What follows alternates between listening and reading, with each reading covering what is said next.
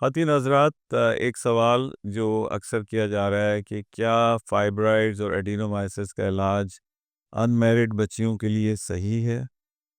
इसका जवाब ये है कि बहुत सही है, इंतहाई सेफ़ है, इसमें कोई स्कार नहीं है, कोई कट नहीं है, कोई निशान नहीं है, कोई स्टेपल नहीं है और जनरल एनेस्थीसिया की कोई इन्वॉल्वमेंट नहीं है। और जब आप मायोमेक्टमी कराते हैं, सर्जरी कराते हैं तो उसके स्कार मार्क्स रह जाते हैं। इवन अगर आप लेप्रोस्कोपी कराते हैं तो वो भी स्कार्स रह जाते हैं। जबकि इस इलाज में जो हम तरीका इलाज हमने मुतारिफ़ कराया है, प्रिसिशन गाइडेड यूट्राइन फाइब्रॉइड एम्बोलाइज़ेशन, ये इंतहाई जदीद लेकिन इंतहाई आसान और सहल तरीका इलाज है।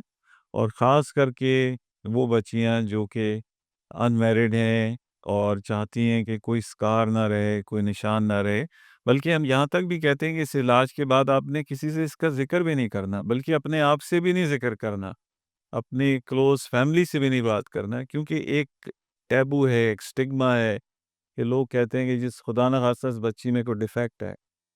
इतना मैं आपको बता दूँ कि अगर 10 ख़वातीन आपको कहीं नज़र आती हैं तो 9 में फाइब्रॉइड्स होना कोई एबनॉर्मल चीज़ नहीं है, ये बहुत कॉमन है।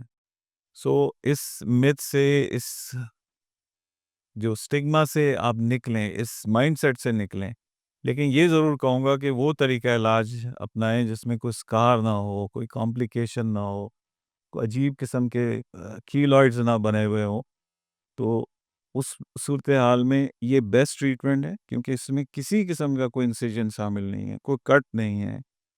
और मज़ीद मालूमात के लिए आप दिए गए नंबर पे राब्ता कर सकती हैं, कर सकते हैं और बाय अपॉइंटमेंट हमारी क्वालिफ़ाइड गायनेकोलॉजिस्ट से मुलाकात करें। ये मालूमात आपको कॉल सेंटर से मिलना मुमकिन नहीं है।